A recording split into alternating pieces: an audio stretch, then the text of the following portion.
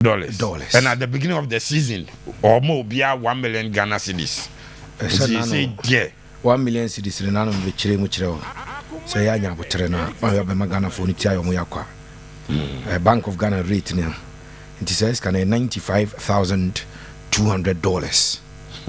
Sikane de ma club bia the preparation for the league no. A Luis Canel 2006 Yetia's appearance with my worker player biano 100,000. Yeah, but Ghana Premier League no. Yeah, my club will be $100,000 to prepare to play this league. One touch. Yeah, one touch Premier League. First of all, I think that Kurt issues with he was not a follower of our game. No undi game nechi. Sir. Yes. Not undi game nechi. Ti onim say Yama Ghana Premier League club $100,000 before the start of the season. So he's offering $95,000 thereabout, and now Julian say a bit see that. I was saying your own president. Now his person use word the beer best as a word the attempt, but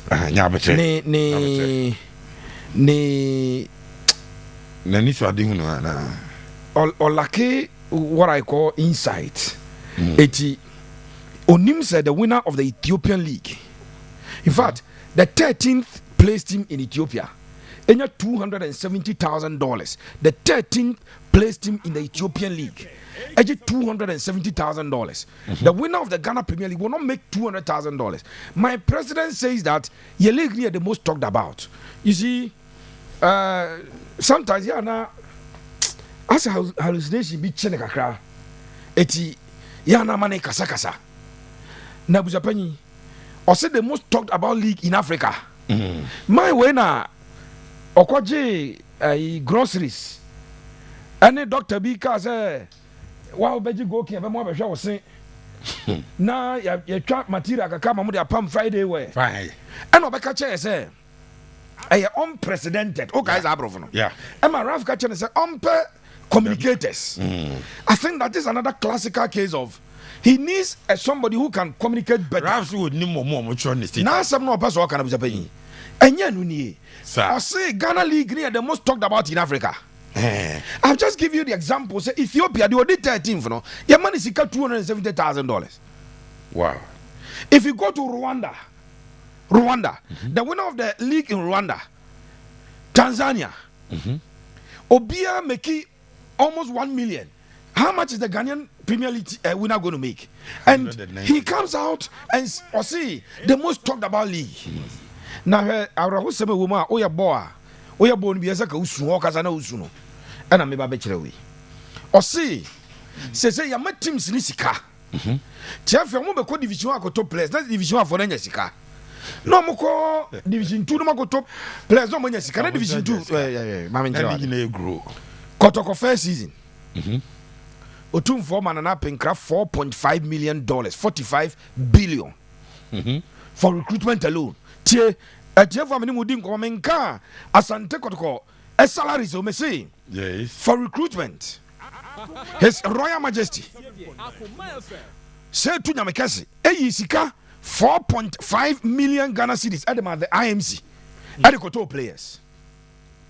Sena kotoko ebeji league na yasaman 1 million okaboma 3 million Ghana cedis. It is not up to how much Akotoko players 2 seasons ago. Who say after the league ever talked about after Akotoko Benyeska and Akoto players. Now does Kotoko esikano munya no? Does it meet the Omadica spending this season? Now some Kotoko players 2 million Ghana cedis.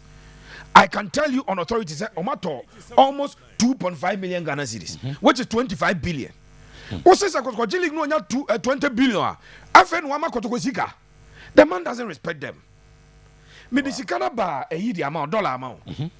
Asante Kotoko ewo 3 foreign based players as we speak today.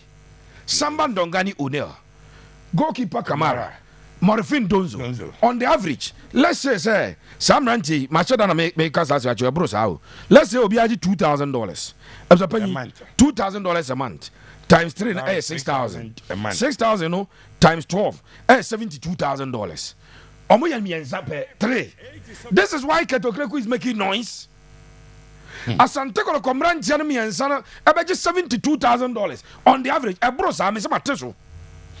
If I tell you how much goalkeeper pay to extend his contract, also pay $5,000. Wow. Asante Kotoko goalkeeper say management am $5,000. No extended the contract no. So mutuya on ko beje $60,000 a year. This is why the FA president is making noise in our ears and telling us unprecedented. With the greatest of respect, Mama producer the voice biaba. Na Mr. Ghana for so BNT voice ni yepa. Okraku was asked a direct question, Sikano Raf every. How the man struggled to answer the question of Zapenyi. Osimedika Canada, Simedika Chechem Dada, and one of the Chiramono, it is secret BNM, na BBN way secret, Nascan free partnership. At the launch of the partnership, if all of you go back to the video, I think I was very clear on the source of funding. So there's no secrecy about it. And I'll plead with all of us to stay with the truth at all times. The truth of the partnership can be seen clearly in my presentation, in my speech of that day. There's no cloud of secrecy. Let me repeat what I said. I said the money that will be made available to our clubs is from the partnership. This is what I said. I said the money that will be made available to our clubs is from the joint venture. The joint venture is responsible for the production and distribution of the content, for the content to be commercialized, and for general commercialization of our GPL. This is very clear, and it's important all of us understand the model. Media me asabana kete kind of man chasi but Raf the whatever for chairman. Saraf. Timinim say Raf etiasi say. Or say the money. Direct question. You know, Johnny say. But we work for Jimmy. We work for Media General. Partnership na your money Adesa, which is also an offshoot of Media General. It's one can because we can verify. Or say partnership. See, o say question about Raf no abey say sky we abana say Johnny abuza say. Entisikano because we wanted to know say a sponsor be na about on board. The clubs are supposed to say your ball FA Cup. Say clubs no by force. That's some of them take ball money. Etienne na ma journalist ni busa say Sikano every hin. Onim say yeah, Premier League a cabin that's who previous sponsors. Yeah. Some of them are still owing. Eti onyake kan say gu hon ye bet me aboy wi it problem na ye ka ye be bo Premier League so be mo bia 1 million wo di sika we be to up to attain the 13th position or 15th position. Yeah, and ye busa question say sika no every hin Osimedika Canada na de ma Canada na secret bia nim na se maka chemu nyina obi anim na mo video ni bia wo de akobo na sika no every partnership num partnership ben. The partnership between the FA and Adesa Production a generate size kanana. Or say FA no mo be partner. No more producer de na de commercial. Tisikani nyama na sikana wo cheni free. When me answer. Abusapani. Kwese do say 6.5 years no cry kanisha a market. Na Ket is too young to be retire.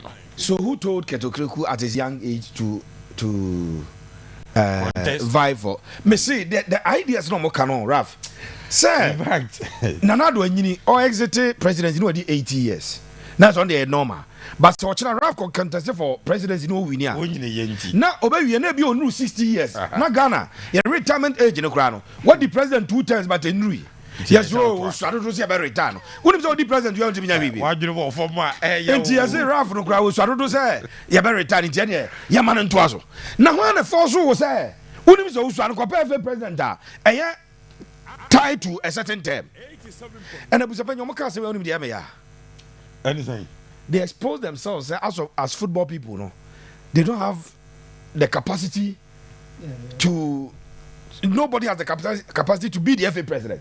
Unim say nyantachi chance ano mo ye no. Na nyantachi ankokra hwan. Yeah. And so call ya man iba ono so pass ono so ankwa hwan. Oh, football for. Karim Zito. Ralph Kasim be and say. So Moka they see everything right. And none of Pametier, me and your penny, I will see every George. Now, said you could see a banner or two boba.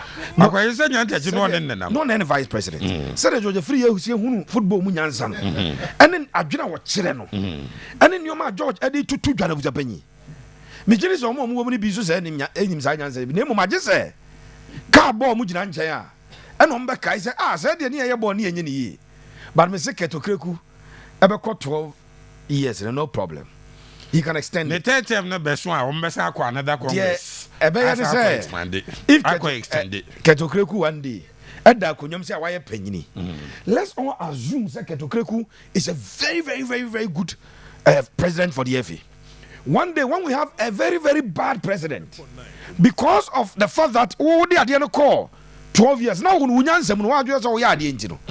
have a very bad president, we may have to endure that bad president for 12 years. The framers of the law, of the regulations, also were influenced by that point to say, yes, you better be a very good president, but your man a very bad president.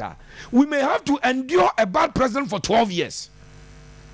Amen. Na asante ko head coach Karim Zito and then the Manchester no pre-season.